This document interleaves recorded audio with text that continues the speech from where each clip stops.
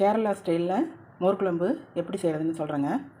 சின்ன வெங்காயம் ஒரு 5 கட் பண்ணி வச்சுக்கிட்டேன். 1/4 டீஸ்பூன் கடுகு, 1/4 டீஸ்பூன் வெந்தயம், கருவேப்பிலை, வரமிளகா 2, 5 பச்சை மிளகா போட்டுக்கிட்டேன்.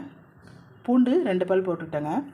இது 2 பேருக்கு தான் செய்கிறேன், அதனால் ஒரு 1/4 லிட்டர் தயிர் எடுத்துக்கலாம். தாளிக்கிறதுக்கு தேங்காய் எண்ணெய், இதை மிக்சியில் போட்டு நல்லா அடித்து எடுத்துக்கலாங்க. இதில் தேவையான அளவு தண்ணி ஊற்றிக்கிட்டேன். சிம்பிளாக காய்கறி எதுவும் போடாமல் செய்கிறேங்க. தேங்காய் எண்ணெய் ஊற்றிக்கலாம்.